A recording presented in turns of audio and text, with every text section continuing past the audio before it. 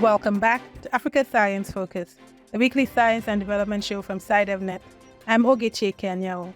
We're back for another episode of our Science Explained series, and this week we're exploring the impact of climate change on farming. The impact of the changing climate on food security received attention at the 2023 COP28 event. Communities in vulnerable nations, a lot of them in sub-Saharan Africa, are facing unprecedented climate crises and extreme weather events. This has huge impacts on farming in a region where small-scale farming dominates both as a source of food and employment. When the weather is unpredictable, it is hard for farmers to plan the optimal timing for planting crops. Sub-Saharan Africa produces only about 4% of global greenhouse gas emissions, according to the Global Carbon Budget, but the region bears the brunt of climate change effects, including droughts and floods. Phoebe Mwangangi is a Kenyan-based farmer who grows multiple crops and is involved in dairy farming as well. She spoke to Titilope Fadare, assistant editor of the African Science Focus podcast, about the challenges she faces because of the changing climate. From Kenya, Makueni County, in a village called Makukuni. The area generally is a semi-arid area, and we doing farming according to the rain patterns. Formerly, we used to have regular and reliable rainfall seasons, but due to climate change, the patterns have changed. We have very prolonged drought periods, and the rains, when they come in, they are not well distributed within the period. At times, we may have the first week with very heavy rainfalls, and then later you find that we are having a long period of drought, and then the rain comes again. So that kind of change in patterning has also changed our way, or my way of farming. With the change in climate, I've started using in some innovations. So for the farming system, which I'm using in my farm, I'm using drought-tolerant crops, which are helping me to have and harvest, unlike when I use the usual seeds, which we used to use before. They don't give good yield as compared to what I'm using now. The challenges due to the changing climate are widespread, affecting many smallholder farmers in the sub-Saharan Africa region. Professor Shalika Vyas is an associate fellow for agriculture and climate at the Alliance of Bioversity International and CIAT, Africa Hub in Kenya. She has worked on smallholder adaptation projects and financial services across Africa and Asia. She talks to Ogechi Ekeanyanwu, the Africa Science Focus editor, about these challenges. I think it's accessibility to the solutions, to the already existing solutions. So, I think for smallholders in the global south in general and Africa in particular, we are already aware of how much of a grave danger they are from threats of climate change, which we already are seeing right now and which are projected to become much, much worse in the future. The greatest challenge is that we have the technologies and the solutions right now which can help them, but they don't have access to those technologies or to those solutions because of it can be a lot of things. I would generally term it as like a lack of enabling environment. This could mean, say, a lack of access to finance. This could mean lack of access to, for example, the seeds, the fertilizers which are needed. It can be the lack of access to the knowledge which can empower them to implement these solutions in the field. So according to me, it is the accessibility to the already existing solutions that we have, which I think is the biggest challenge. Professor Vyas says there are already existing solutions for farmers dealing with the impact of climate change, but they are hard to access. I will give an example of, say, drought-tolerant seeds, right? Let's start from there, from the production point of view. So we already have seeds which are resistant or which are tolerant to a lot of climatic threats which farmers already face. This could be, say, drought tolerant maize seeds. This could be flood tolerant varieties. And these, I mean, it's not that these seeds or these varieties are not existing in the market. It's just that farmers can't really access them because of either they are too expensive or just the whole digital rural marketing system, the way it works, it's not efficient enough for the farmers to access them. This is just one example of a technology. I think the other very important component, especially like since a few years, is data, because data is also, we sort of used to think of data as something which is a byproduct, but data in itself or data availability in itself, I think, is an adaptation because it can allow a lot of innovations in the farms, especially for small holders. So I will give an example of, say, when the farmers are trying to access credit or trying to take loans for their farm production. Most of the banking or financial institutions don't have enough data, or they don't know how to access the existing data, which can help them target the farmers in a better way, or which can help them target the product that they are offering in terms of, say, the credit loans. It could be insurance. So this is another example of a solution which already exists, but we need innovations in partnerships. We need innovations in the scaling or the business model, which is around all these solutions, to how to sort of align all these pieces together, which makes sense for, say, farmers and the lending institutions and, say, the seed companies, all of the, I would say, like all these organizing or all these actors which are part of like the larger value chain. So how to align these things together, and this is where the innovations come, which help us in connecting all these like different pieces of the puzzle together. Dr. Boaz Waswa is a soil fertility specialist at the Alliance of Bioversity International and CIAT Africa Hub, Kenya. He specializes in climate-smart agriculture and farming innovations, and he told us about some of the solutions he and his team have been working on. One of the areas that we look at and I focus on when it comes to soils is being able to have a healthy soil that is able to hold sufficient water to sustain a crop through the various extremes of either drought or excessive water situations.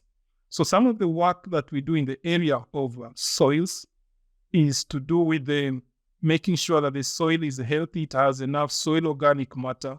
And then some of the technologies that we also apply within the soils is to increase our use of organic resources such as manure, because it's very critical for conserving water. At the same time, when it comes to soils, we look at aspects of how to prepare the land, because with continuous cultivation using the disc plow, we always expose the soils to desiccation or drying up. And so we explore some of the conservation agriculture practices that encourage minimal tillage. And these are strategies as well of making sure that as much water is retained into the soil, and even as the soil is getting regenerated. So some of these are the technologies when it comes to soils consideration. But when it comes to the crop itself, we look at integrating drought-tolerant crops within the farming systems. So we have a number of varieties, and since I work with the Alliance of Bioversity International and CIAT, we work a lot on beans. So careful selection of the varieties that are drought-tolerant enables one to fit these varieties in the dry situations or seasons when we predict that there will be drought. And we have a number of varieties that we've released across the continent. Here in Kenya, we have a variety called Nyota. It's a 70-day maturity variety and very adapted to the dryland areas of eastern Kenya. And where farmers have been able to have maybe 2-3 major rains that are well distributed within the critical stages of the crop, farmers have been able to harvest a crop of nyota when other crops like maize have failed. So it becomes a very critical crop that can fit within the climate-smart agriculture interventions. So choice of varieties is critical because the varieties enable you to be able to have the right suited crop for a given geographical area and therefore adapt to the changing climate. In addition to that, just to add on, we also look at various cropping systems. You realize that our systems need diversification. And so having systems that are diverse with different crops enables farmers to be able to adapt to changing climate in a way that when one crop fails, the second crop will always be able to survive and be able to produce food for the household. So some of the innovations that we are doing are innovations to do with cropping systems. How do you configure your farm arrangement in a way that you have either rotation systems, where you grow one crop and rotate it with the other depending on the season, but also where you are growing these crops in the same piece of land, what we call intercropping, but in unique configurations that enable you to maximize yield of either crop at the same time within the same piece of land. These aspects of crop diversification and innovative cropping systems are also part of what we consider as climate-smart innovations and technologies. Dr. Waswa advocates for supporting farmers through information about new technologies and what to invest in. He spoke to us about how he does this. In terms of the research and the knowledge that we need to bring up, we still need to innovate on the various technologies that can adapt. Sometimes changing the crop varieties is critical because through that we are able to have crops that are tolerant to drought, various pests and diseases. So area of variety development that targets different agroecologies and market opportunities is critical. The second thing is being able to have, how do we get the knowledge to the farmers? Being innovative in how we get the knowledge to the farmers and using more digital solutions where possible so that farmers can access this information from wherever.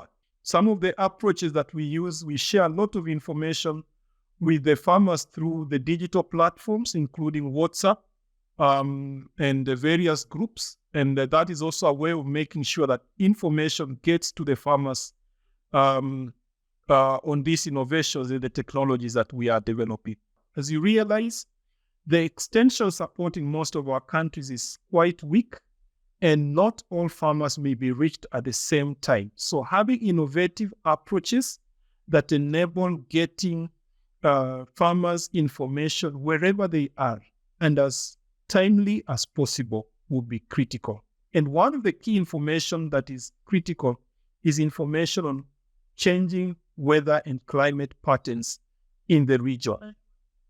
And if we are able to have farmers know how to interpret this particular information that comes from the meteorological department or that is available on various apps, then farmers will make the right decisions. And all this, we need to look at farming as a bundled approach, not in components. Because when you look at the variety, we look at it in relation to the soils. We look at it in relation to the socioeconomic issues, what we call socio-technical innovation bundling. That is a way of making sure that we bring in both the technical aspect and the socioeconomic aspects. And when we bring this together, they are able to bear on a wholesome plan for agriculture intervention.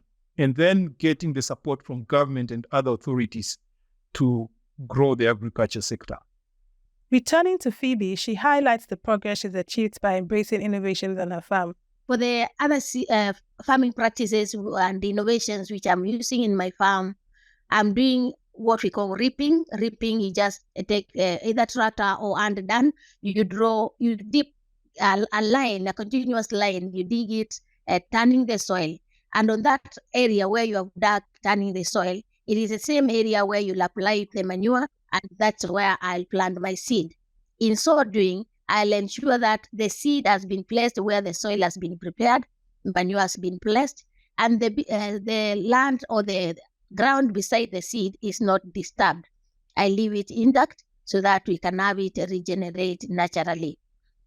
Apart from reaping and applying manure, I also do pits. We make the 2 feet by 2 feet pits. We remove the topsoil, add manure, and return the topsoil and mix it properly, ready for planting. Other practices are like harvesting rainwater. Remember, I said we have plenty of rains during the first week, and then the rain drops down even to zero. So during the period when you have plenty of rains, I harvest water in a big water pan.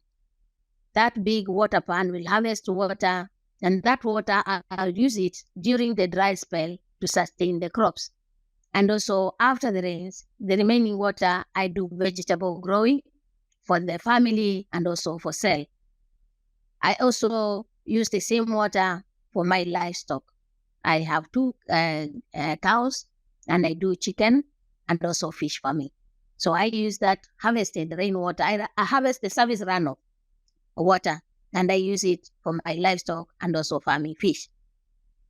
So those are some of the innovations which I'm using. I'm also very keen on planting period, early planting, so that I can capture the rains when they come in. I don't lose the drops of rains which come in, my crops will be sustained. So these are just some of the innovations which we are using. And I'm also using diversification of the crops I grow. For example, I'm doing green grams. Green grams will take 2 months and they'll be ready. I'm doing beans, a variety we call Nyota, and that variety is proving to be doing well with the small amount of rainfalls we're getting. In the Zipes, I'm doing maize, so that at least maize is our staple food. And also on the ridges of the Zipes, I'm doing cassava and sweet potato. So I'm diversifying the kind of crops I'm growing to be able to balance the nutrition at the same time, to be able to harvest at every level of rainfall available. Ima Udo, a Nigerian farmer from Akwa Ibom, shares how the International Institute for Tropical Agriculture in Nigeria introduced some innovations to address climate change impacts on his farm. He discussed the positive changes these innovations brought and the other strategies he adopted to tackle climate change effects. I've been here for more than 10 years now. Since I graduated from school, I've been in the business. Previously, talking about 5, 6 years ago, we do have rain in December and January here in Akwa Ibom State, owing to the fact that we are in the tropical rainforest. But what we've witnessed last year and this year is that we've experienced drought. And when the rain is falling, it will be more than what it used to be. As a short duration, but high amount of rainfall compared to when we used to have high duration and the distribution is in good quantity. But now the duration is too short, but the quantity is much. So that has been the transition we've seen. And normally we do start our planting March of every year. By January, February, we'll prepare the land and wait for the first rain or the second rain for us to go to the field. And then we'll listen to the radio for their weather forecast.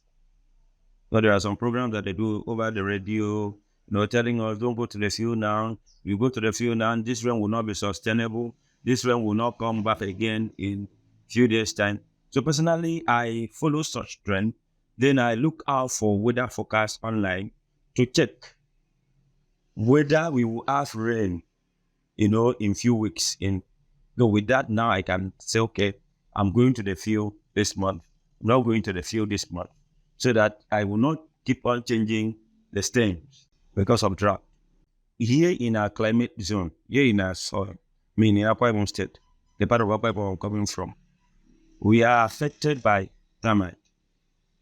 So when IIT and Omudike came, they introduced us to certain chemicals that we dip our stem, certain insecticide that we dip our stem, so that once we plant it, it will not be affected by the termite. That's one. Two, the pattern of our planting, we used to bury our stems. Then they came up, and then not just one, we will not plant one stem per mound. We will plant up to 2-3 stems per mound. You know, when they came up, they told us that will lead to competition, that we need to plant one. And then that one, we will not bury it, we slant it at angle 45. By so doing, we reduce the amount of stem that we need. And then they talked about spacing. They teach us how to do that spacing so that we will not overcrowd the field with so many plants. At the end of the day, we have to reduce yield. We adopted the strategy and we use. In developing solutions and innovations that will help the farmers combat climate change, it is important that they are carried along in this process. Dr. Waswa shares how he collaborates with the farmers. Well, working with farmers is a very interesting space because you're dealing with diverse farmers across different geographical areas and different cultures, and they grow different crops. The environments are different. So one aspect that is critical for us as scientists working with farmers is to understand the conditions under which we are operating. For example, there are areas that would prefer a certain crop to another. There are areas where, because of climate and the rainfall, they have to plant at certain times and prepare the land differently. So our first starting point to work with the farmers is to understand the geographical area and understand also the farmers themselves. What are their preferences? What do they grow? How do they grow it? And so any innovation that we develop, we try to co-design and co-develop with the farmers and bring the learning together with them. And so we apply various approaches, participatory approaches of learning that involve the farmer in the design of new innovations. Remember, farmers have been doing this work for long, and they also have a lot of valuable information. And so anytime we work with the farmers is to go into the context and immerse ourselves in a joint learning, picking positive elements from the farmers and integrating new aspects that we have for the farmers to pick the new innovations that are emerging from the science and the research that we do. Now, among the approaches that we use, there are quite a number of these. We have opportunities where we set up learning demonstrations within the farmer context areas. And so farmers use these to come and learn from there and take the technologies to their own farms. For example, under the initiative on diversification in East and Southern Africa, one of the projects that we implement at the Alliance of Bioversity International at CIAT, we use a mother-baby approach. This is an approach where we have a centralized mother demo with diverse technologies and combinations that farmers can come and see. And whichever one they feel they like or would like to demonstrate or try it out on their farms, they pick one or two technologies and go try it out on their farms. What we call now the baby demo, from the mother to the baby demo. And we are able to work together, visit the farmers, interact with them, and pick the lessons that they are picking. And this enables us to refine the technology even more. And this becomes some of the technologies that we are promoting.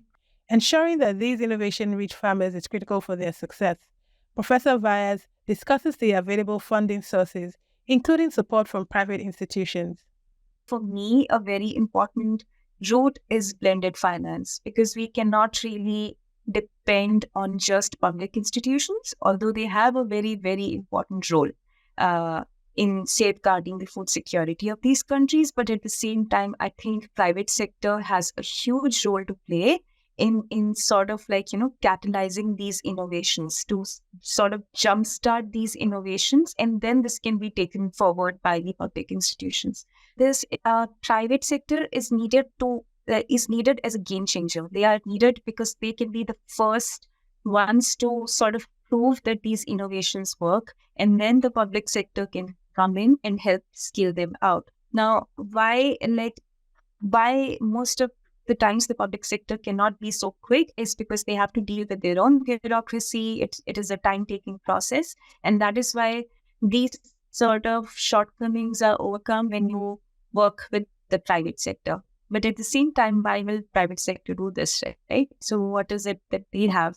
And that is why, as researchers, it is also very important for us to understand that whatever solutions that we are offering has to make a business sense. If we can prove that using these innovations, it will actually benefit, how it will benefit a seed company, how it will benefit a fertilizer company, how it will benefit an insurance company in making better products, in earning more revenues, and in making sure that all the inefficiencies that they face right now in their business model, in their value chain, how really we can help in removing this, but it has to be scientifically backed up. And that is what we are trying to do, that we are trying to link both ends of the spectrum through our solutions. That we have solutions which foremost have to help the farmers, right? We are not here to earn profit off of farmers. We have to do it in a way where farmers de-risk their production, and at the same time, the companies can increase their revenues. And that is the key, by linking these two extremes of the value chain.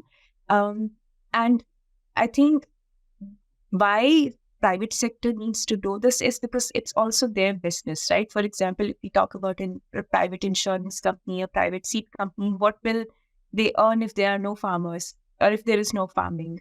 As we await broader accessibility to these solutions, farmers like Phoebe already enjoy significant yield improvement from these innovations.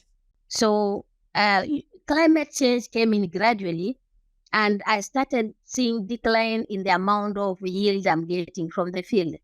I was doing 6 acres, doing different varieties of crops. For example, I'll do an acre of green grams. In normal circumstances, an acre of green grams should give you at least 5 bags, each 90 kilograms. And then it started dropping even to 1 bag from that field where I was getting 3 bags of green grams. It reduced to 1 and continued reducing. So I was wondering what is happening. I realized we are not getting enough rainfalls. The patterns have been disrupted. So when I started using these innovations, I'm not doing a large piece of land. Instead of doing the 6, I'm doing 3. These ones, I can manage them properly with the innovations I'm using. So when I do 1 acre of green grams, using the innovations of reaping, manure application, early planting, certified seeds, I'm usually getting 4 bags, each 90 kilograms. That is green grams. And that's a good yield for an acre to give you 4 bags, each 90 kilograms, as compared to what was happening in 1 acre getting 1 bag or less due to climate change. So those are some of the impacts, the positive impacts I've realized by using the innovations. That's all from us at Science Explained today. If you want to find out more, head to the SciDevNet website. That's www.scidev.net. Today's show was produced by Alice Hurst, with editing and reporting by Ogechi Ekeanyanwu and Titilope Fadare, and hosting by me, Ogechi Ekeanyanwu. Until next time, goodbye.